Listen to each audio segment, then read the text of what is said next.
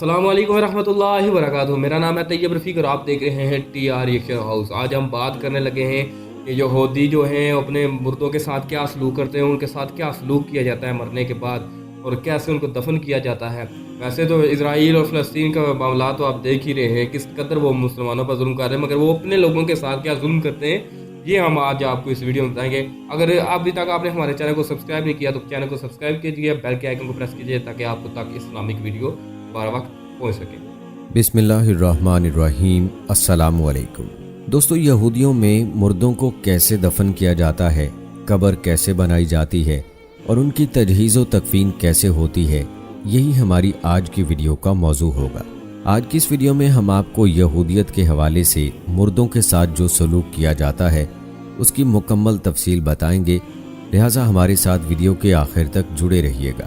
Video میں آگے بڑھنے سے پہلے آپ سب سے گزارش ہے کہ اگر آپ نے ابھی تک ہمارا چینل سبسکرائب نہیں کیا تو ابھی کر لیں، ساتھ میں بیل آئیکن کو پریس کر دیں تاکہ آنے والی تمام ویڈیوز کا نوٹیفیکیشن آپ کو وقت پر ملتا رہے۔ ویڈیو کو لائک کریں، شیئر کریں اپنے دوستوں کے ساتھ اور نیچے دیے گئے کمنٹ باکس میں اپنی رائے کا اظہار لازمی کیجیے۔ دوستو، یہودیت میں تجہیز و تکفین سے مراد وہ اعمال اور رسومات ہیں جو کسی یہودی کی وفات کے بعد اسے دفنانے سے پہلے انجام دیے جاتے ہیں۔ یہودیت میں موت کو جزو حیات اور منشاء ازدی تسلیم کیا جاتا ہے۔ ماتم اور عزا کی یہودی رسومات اس بات کی دلیل ہیں کہ موت برحق ہے، اور یہودیت کسی طور بھی اس سے انکار یا احتجاج پر یقین نہیں رکھتی، بلکہ اسے حیات انسانی کے اہم جزو کے طور پر مانتی ہے۔ یہودی جب کوئی مر جاتا ہے تو ماتم اور عزا نہیں کرتے، بلکہ اسے ایک حقیقت مان کر خاموش بیٹھ جاتے ہیں۔ دوستو، جب یہودیوں میں کوئی مر جاتا ہے تو اس کی آنکھیں بند کر کے میت کو فرش پر لٹا دیا جاتا ہے اور اسے ایک سفید کپڑے سے ڈھانپ دیا جاتا ہے اور قریب ہی شمعیں روشن کر دی جاتی ہیں۔ احتراماً میت کو کسی بھی وقت اکیلا نہیں چھوڑا جاتا۔ میت کے قریب کچھ بھی کھانا پینا یہودیت کے نزدیک ممنوع ہے، یہاں تک کہ پانی بھی نہیں پی سکتے۔ اس عقیدے کے مطابق یہودی کہتے ہیں کہ چونکہ مرنے والا اب ان افعال کو انجام نہیں دے سکتا، لہٰذا اس کی روح کو تکلیف ہوگی۔ دوستو، میت کے قریب موجود رہنے والوں کو شومیرم کہا جاتا ہے۔ یہ ایک عبرانی لفظ ہے۔ زیادہ تر یہودی برادریوں میں رضاکاروں کی ایک مخصوص جماعت ہوتی ہے جسے شرواکہ دشا یعنی مقدس لوگ کہا جاتا ہے، جن کے ذمے تجہیز و تکفین کی رسومات ادا کرنا ہوتا ہے۔ یعنی عام یہودی اور عزیز و اقارب تجہیز و تکفین کی رسومات ادا نہیں کرتے، بلکہ ایک مخصوص جماعت جسے شرواکہ دشا کہا جاتا ہے وہ تجہیز و تکفین کی رسومات ادا کرتے ہیں۔ میت کو غسل دینا اور کفن پہنانا اور اسے یہودی روایات کے مطابق تدفین کے لیے تیار کرنا ان لوگوں کے ذمے ہوتا ہے، اور ان افراد کو انتہائی قدر و احترام کی نگاہ سے دیکھا جاتا ہے، کیونکہ وہ ایسے لوگوں کی خدمات انجام دیتے ہیں جو ان کو بدلے میں کچھ بھی نہیں دے سکتے۔ دوستو، آپ یہ سن کر یقیناً حیران ہوں گے کہ یہودی عقیدے کے مطابق میت کو چھونا روحانی ناپاکی کا سبب ہوتا ہے، لہٰذا کوہن کو میت والے کمرے یا جگہ پر موجود ہونے کی اجازت نہیں ہوتی۔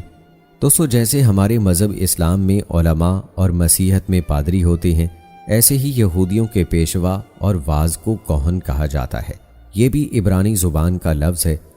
وہ لوگ جنہوں نے میت کو مس کیا ہو ان پر غسل یا کم از کم ہاتھ پاؤں دھونا یہودیت میں لازم ہوتا ہے۔ یہودیت میں تدفین کا عمل جلد از جلد سر انجام دیا جاتا ہے۔ میت کو حنود کرنا یا جلانا یہودیت میں ممنوع ہے، البتہ اگر مرحوم نے اپنے اعضاء عطیہ کیے ہوں تو اس کی مشروط شرعی اجازت لی جا سکتی ہے، اگر یہ ثابت ہو کہ ایسا کرنے سے کوئی زندگی بچائی جا سکتی ہے، کیونکہ جسم کو اس کے مکمل اعضاء سمیت دفن کرنا بھی یہودیت میں لازمی ہے۔ دوستو، کفن پہنایا جاتا ہے اور اس کے بعد کفن یا تابوت کو کھولنے کی اجازت یہودیت میں نہیں ہے، وہ اس لیے تاکہ مرحوم کے دشمن اسے اس بے بسی اور بے چارگی کی حالت میں نہ دیکھ پائیں۔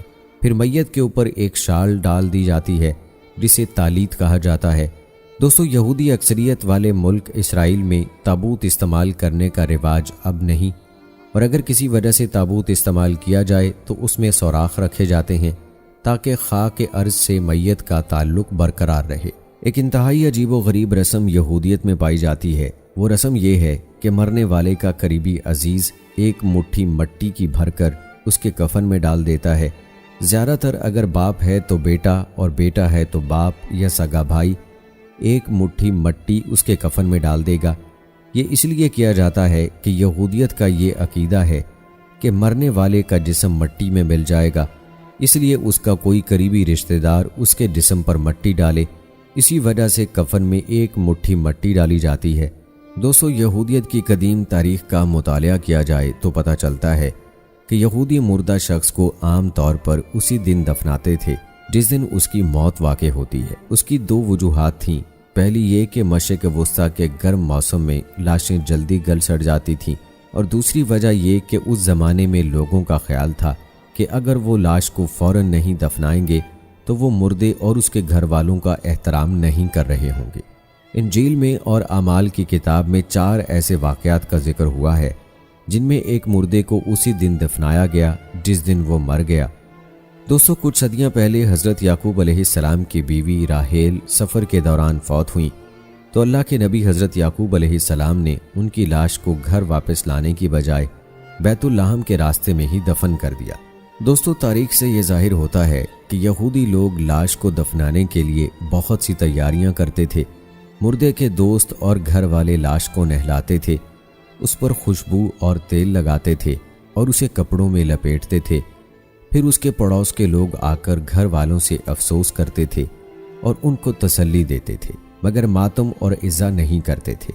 बहुत से यहूदी ख़ानदान कुदरती गारों में कब्रें बनाते थे या फिर चट्टानों में गार खोदते थे और उनमें अपने मुर्दों को दफनाते थे। इस तरह वो एक ऐसे दस्तूर पर अमल करते थे जो उनके बाप दादा ने कायम किया था। हज़रत इब्राहीम अलैहिस्सलाम, हज़रत सारा सलामुल्लाह अलैहा, हज़रत इसहाक अलैहिस्सलाम और हज़रत याकूब अलैहिस्सलाम उनके ख़ानदान के दूसरे लोगों को शहर जिब्रौन के नज़दीक मुफज़ीला के गार में दफन किया गया था। दोस्तों, यहूदियत में यूरोपी यहूदियों ने 17वीं और 18वीं सदी में मजहबी अलामत के तौर पर सर पर किप्पा पहनना शुरू किया था। यहूदी मजहबी रिवायात के मुताबिक तमाम मर्दों के लिए इबादत करने या कब्रिस्तान जाते वक्त सर को किप्पा से ढांपना लाजमी होता है। ये पूरे सर पर नहीं होता, बल्कि सर के बिल्कुल दरमियान में एक छोटी सी टोपी या छोटे से कवर की तरह रखा जाता है। जब कोई मर जाता है तो बाज़ यहूदी रिवायात के मुताबिक इसके सर को किप्पा से ढांपा जाता। तो जी प्यारे दोस्तों, जैसा कि आपने अभी देखा इस वीडियो में, वो किस अकीदे में जी रहे हैं यार कोई समझ आती नहीं। वैसे ही फ़लस्तीन को भी उन्होंने जो है ना मुश्किल में डाला हुआ है, खुद भी मुश्किल में पड़े हुए हैं। पता नहीं करना क्या चाहते हैं ये यहूदी, दज्जाल की आने की तैयारियां कर रहे हैं या अपनी ही कोई नई रवायात जो है वो निकाल के जो काम कर रहे हैं। बाकी बेहतर तो अल्लाह पाक की ज़ात ही जानती है। मिलते हैं इस तरह की नेक्स्ट वीडियो में। अल्लाह हाफ़िज़।